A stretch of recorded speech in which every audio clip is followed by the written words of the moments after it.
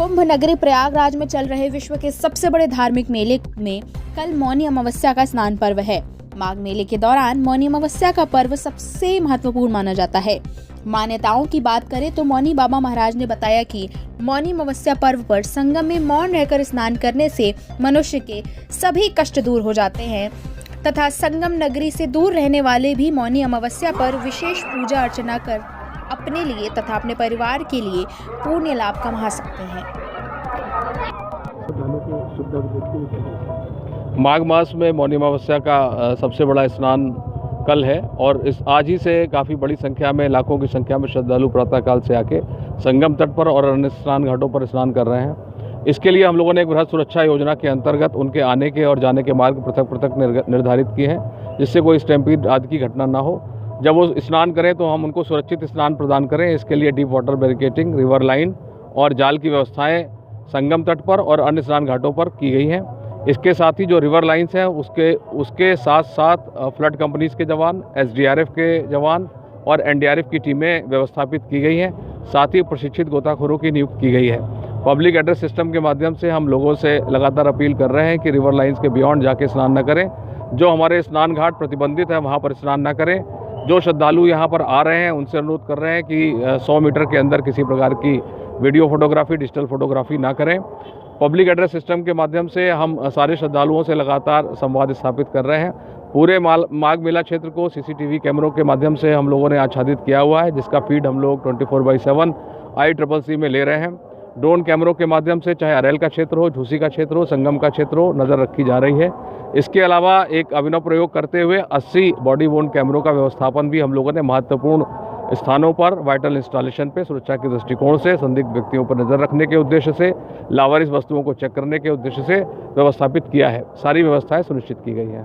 विषम परिस्थितियों में कोई ऐसी आपदा आती है तो जी, एक हम लोगों के पास कंटीजेंसी प्लान है। अगर श्रद्धालुओं की संख्या में अप्रत्याशित या अत्यधिक वृद्धि होती है तो हमारे पास 10 स्कीमें हैं, जिसका कि हम लोगों ने रिहर्सल भी कराया हुआ है और उसके माध्यम से हम लोग इस प्रबंधन को सुनिश्चित करेंगे।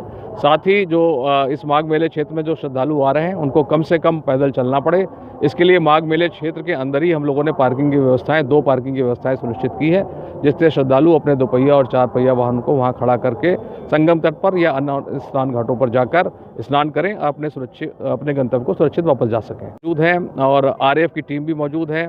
इसके अलावा उत्तर प्रदेश पुलिस की विभिन्न इकाइयाँ, विभिन्न संगठनों के लगभग 5000 लोग योगदान दे रहे हैं, जिसमें नागरिक पुलिस, आर्म पुलिस, महिला पुलिस, घुड़सवार पुलिस, LIU की टीम्स, इंटेलिजेंस की टीम, SDRF, NDRF, PSC के जवान, फ्लड कंपनीज के जवान, बॉम्ब डिस्पोजल स्क्वाड सभी व्यवस्थापित हैं। माघ मेले में मौनी अमावस्या का विशेष महत्व है। कितना महत्वपूर्ण है मौनी अमावस्या का स्नान पर और किस तरीके से साधु संत? मौनी अमावस्या का महापर्व इसलिए भी इस बार विशेष हो गया क्योंकि शनि की 2 राशियां हैं, मकर और कुंभ। 30 वर्षों बाद कुंभ राशि में शनि प्रवेश कर रहा है। जब मौनी अमावस्या पड़ रही है, शनिवार को होने के नाते मौनी अमावस्या पूरे विश्व के लिए बहुत कुछ लेकर के आ रही है। ऐसी स्थिति में प्रत्येक व्यक्ति को मौन रहते हुए मौनी अमावस्या में भगवान के महामंत्रों का जप करते हुए स्नान करना चाहिए। स्नान करने के पूर्व स्नान कर लें, फिर वो दान करें। दान करने के बाद संकल्प, गोदान, हवन, पूजा पाठ जो भी करना चाहें वो कर सकते हैं।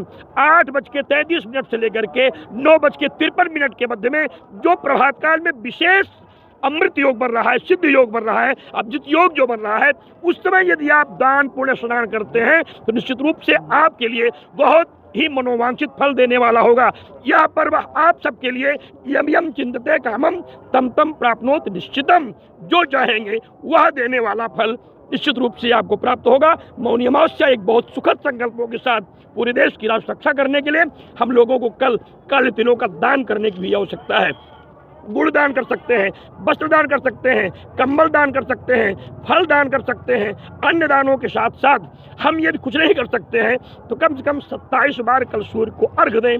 यदि मैं इतना भी करता हूं तब भी आपको और आपके परिवार का कल्याण हो सकता है। यदि आप सुदूर हैं और नहीं आ सकते हैं तो आप जहां भी हों वहीं से 100 बार गंगा का स्मरण दें।